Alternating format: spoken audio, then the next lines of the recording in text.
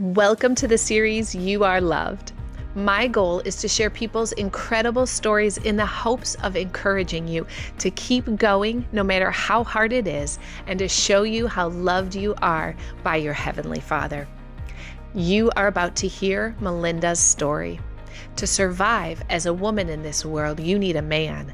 That is the lie Melinda believed for many years. Because of that, and a life filled with chaos, she lived with uncertainty, fear, and anxiety, trying to find stability through different people.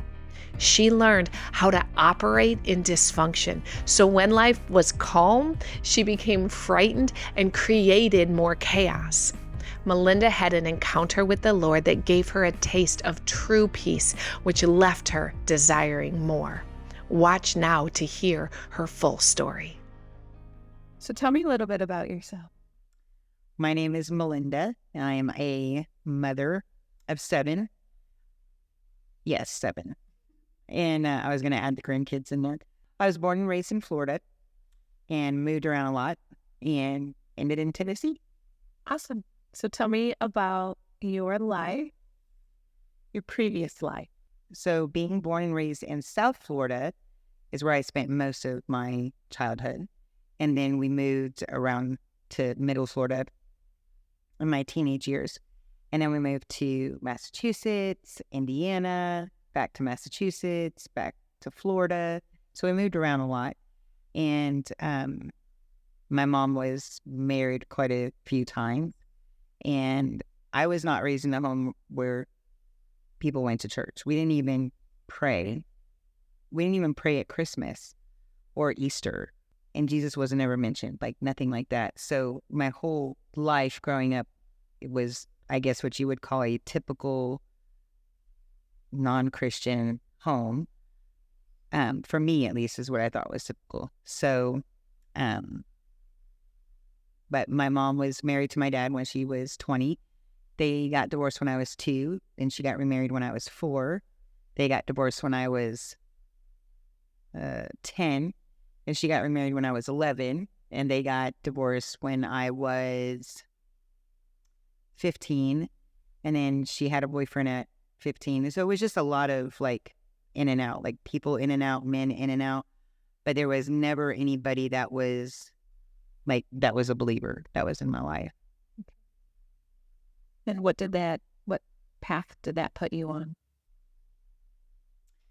Well, watching my mom get married so many times and always have men in her life.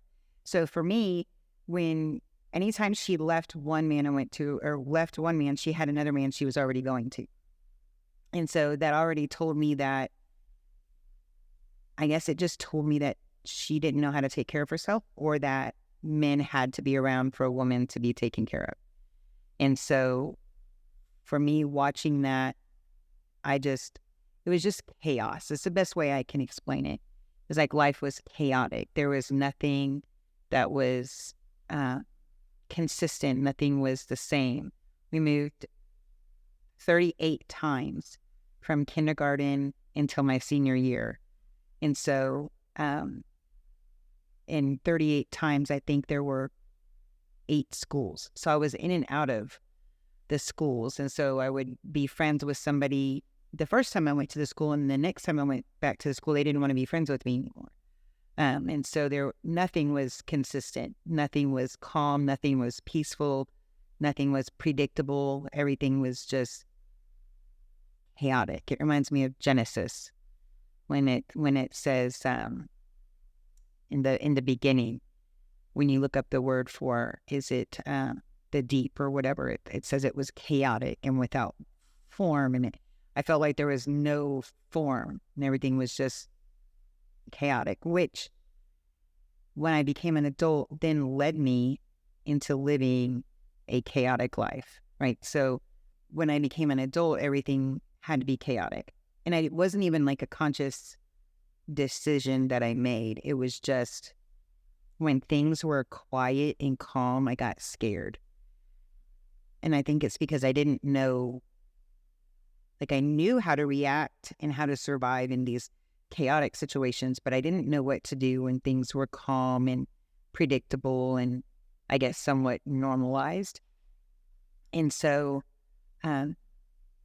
it just, if there wasn't chaos externally, and then I would create chaos internally, if that makes sense. And so I watched a lot of like abuse. I watched my parents doing drugs. I watched my parents get arrested, and then being left in at drug houses being younger. Those were always chaotic environments. And so I just didn't know like how to do it, like how to do life outside of the chaos. And so I moved out when I was 18, moved in with my boyfriend. That didn't turn out good. So then I moved in with my first husband, and then that lasted for a while, and then we got divorced, and then I ended up living with my second husband, and then that turned abusive, and that didn't work out, and then so I left him, and then after that, I kind of started learning how to live on my own and support my own, but I still had like chaos and uncertainty and fear and anxiety and worry, and I still had all of that, and I seemed to attract it everywhere I went. I seemed to attract those type of people. So what changed? A chaotic moment. So when I had divorced my second husband and then kind of just became a single mom and just was taking care of me and the kids, I started to learn what peace was like. And it was kind of when I started to see God. But in that time of my life, God was more like a Band-Aid for me. And you don't leave Band-Aids on all the time. You leave them on until you're done bleeding. And so I put Jesus on, is how I call it. I put him on like a Band-Aid. And then when it seemed like everything was able to become stable and I could operate in that, and I just took the Band-Aid off. And then when I did that, my husband and I weren't married at the time, and I was pregnant. We were living together, and I had taken the Band-Aid off. Like, I took Jesus off, wasn't really living for him at that moment. And then our life went into a complete circle of chaos and turmoil. And in that moment, I realized, okay, I don't like this. Like, that was the first time I didn't like chaos, because I had peace. But here I was in chaos, and I was living in it for a while with him. And then when we split up and he left, I just broke, and I just fell on my knees, and I didn't want to live like that anymore. And I realized I wasn't in control of anything. I thought I was in control of everything, but just because I knew how to operate in it didn't mean I was in control of it. And when I realized I was in control of absolutely nothing, then that was when I was like, I just fell on my knees, and I was like, I need you. Like, if you are so real, save me. So here I was like, it was like pulling out the Band-Aid again, right? And putting it on because I was bleeding. But this time it was different. This time I heard him speak to me. I had never heard him speak to me. I had seen evidence of him in my life, but I had never personally heard him speak to me. And that day he personally spoke to me, and he just said, "When will you stop putting other men before me?" And so I didn't know. I said to him, "Well, right now, this is what I'm going to stop putting other men before you."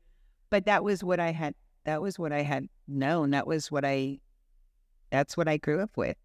And Just repeating that cycle. yeah. And I didn't know, like, if in order to be a woman, you had to have a man. And in order to survive as a woman, I should say, you had to have a man. And so, and there was also no consistency in anything. And that was something that, everybody left, right? So every time my mom was married, they left. And when they left her, they left me. They never left her and kept me. When they left her, they left me, and my friends would leave and other family members would leave, and everybody just left all the time. And so you always, that was normal. Just people leave and then you grab the next person, and people leave and you grab the next person. And so when my husband left, I didn't want to grab the next person this time. Actually, I didn't want to grab anybody. I just wanted Jesus at that moment. And when I called out to him, and he asked me that question, it took me, when I said, well, now I will follow you. And I said to him, I said, Lord, I don't want him. I don't want to lose him. I want him to come back. But whether he comes back or not, I will follow you. You are my Lord. I will put nobody else before you. And I didn't even know what that looked like. I didn't know what that looked like. I didn't know how to do it. I had separated myself from anybody that was a Christian that had been in my life. And so I had no idea. But I knew that Google would have somebody in mind. So I started Googling it, and I found a couple pastors, and I started watching them. I started reading the word, and then my husband, my now husband, he did come back. And so here I had recommitted, or I like to call it, I accepted Jesus, because that was the life transformation. I think before then it was like I knew him, but now I had, I knew him. Like, I would open the door and he would stand outside and talk to me. And this time I opened the door and I was like, get in here, That's what it was like. So I say like that's when I truly accepted Christ. And he just gently walked me through. He had to teach me, before he could teach me how to accept love, he had to teach me how to give love, because I didn't know how. And so he taught me that he loved me by teaching me how to love others, which then allowed me to receive love from others. And so that was probably the hardest thing about coming to him, was learning how do you love someone? Okay, I'm going to follow you, but what does that look like? What do I do? Do I just believe in you? Because that's what a lot of people say. I just have to believe in you. Well, I believe, and my life kind of sucks right now. So apparently that wasn't, there's more to it. That's the only thing, that, and so it was just a process of him taking me through. And I remember I had already been baptized during that period of time where I had that peace, but I felt like I needed to be rebaptized, because when I looked at myself in the mirror, I didn't see, who God says I am, like, wondrously made and beautiful and all these things. And I went down to the river, and my daughter and I got baptized the same day. And I went up to the bathrooms to change, and I looked at myself in the mirror, and I just started crying.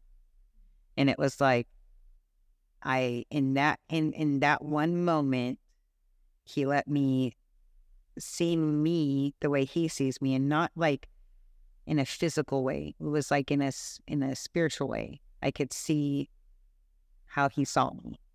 And oh man, I just cried and cried and cried in that bathroom.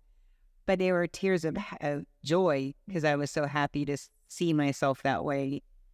And so it was just a very slow process, little bit at a time. How long ago was that day that you prayed that prayer and told him that you were going to follow him? It was June 26th of 2019. Okay. Yeah, almost 5 years. So how How's life today compared to that? Oh man, it's so good. I can't even, I don't even know if there's words. Like there is, oh gosh, everything is so different. Like even I'm just so happy and content and just full of peace. Like, and when I get things wrong, um, I don't feel like like shame. You know what I mean? Like he corrects me, but it's not like I need to go hide in a closet so that he doesn't know what I did. It's more like, I don't know, just a very loving father. Be confident Yeah, in his love for you. yeah. And my husband ended up getting saved. Like a few months later after that, and we got married. And like I have a marriage that I've never seen. Like I never seen the type of marriage I have with him. I've never seen that in my parents' life, or in my grandparents. Yeah, but not that was Christ centered. And so it's still learning. When when he prays over me, that took me a minute to get used to. I felt like kind of unworthy of like, this is weird. Like, what are you doing? It kind of took me a minute to get used to that. Learning that I could trust him to lead me and to provide for me. But now I don't know, it's just, there's no more chaos. That's the best way. It's like the chaos is gone. It's like the Lord said, let there be light. And then there is no more darkness. And so that's what it's been like since then. So there's, I think, a lot of people, particularly women, who feel that same way, that they need a man to survive.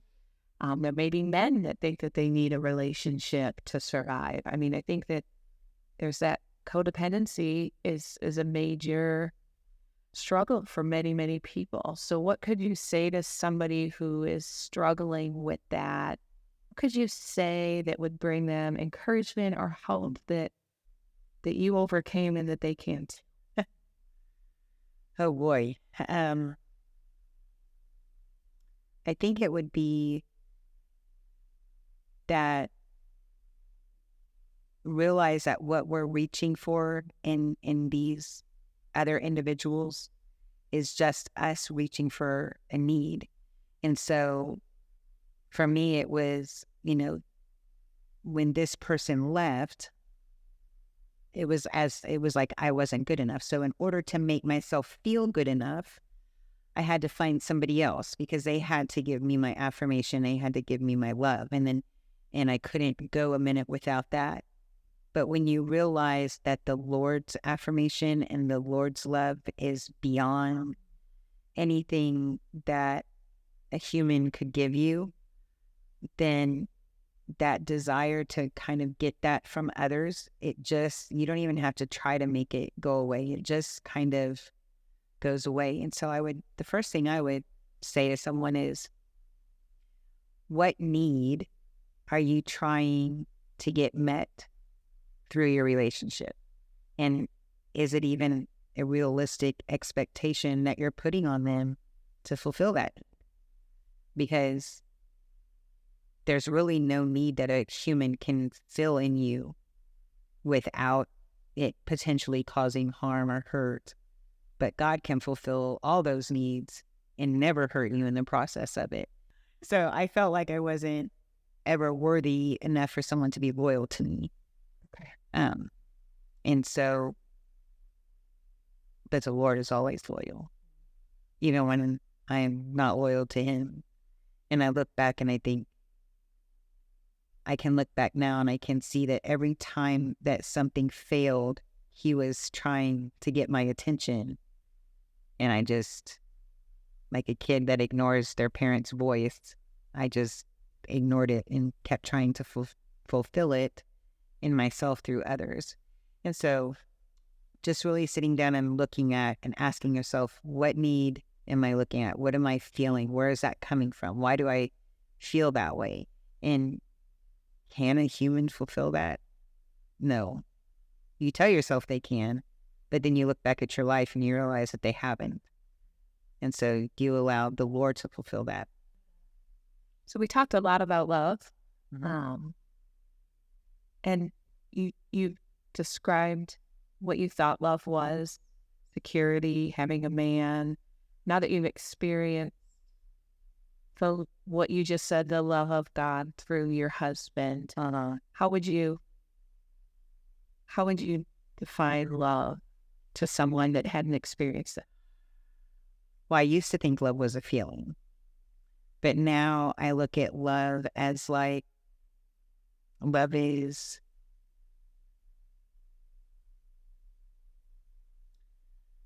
on purpose. It's love is like on purpose. Everything is on purpose. It's an action. It's the way you choose to talk to somebody. It's the way you choose to look at somebody. It's the way you choose to do things for that person. It's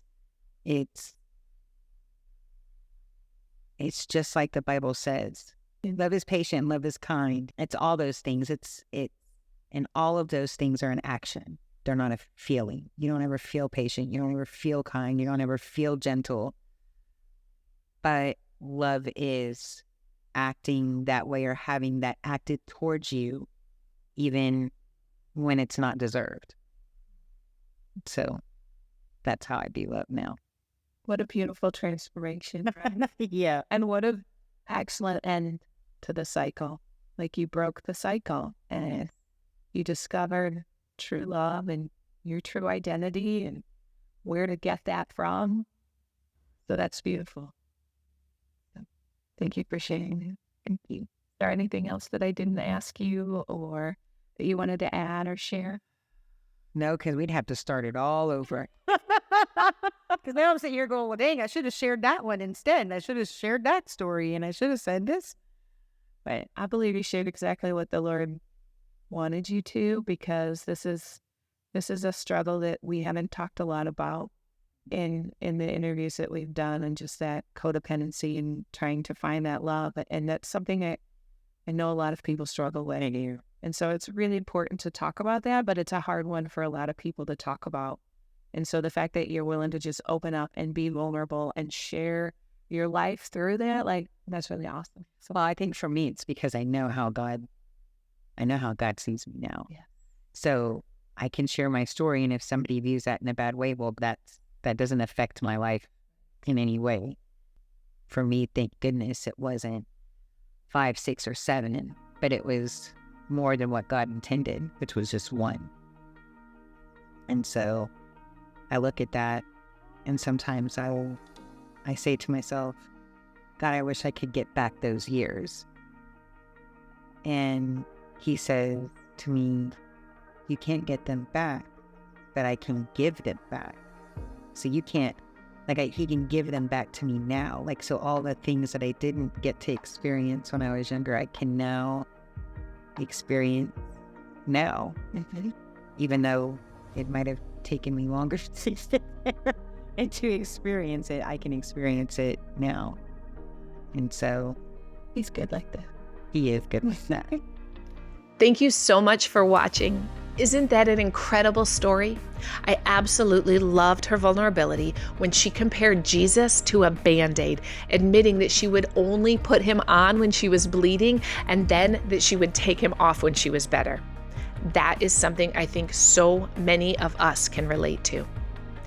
If you believe that you can find what you need in another human being, I want to be straight up with you and tell you that you will live your life unfulfilled and dissatisfied. You can only find what you need through Jesus.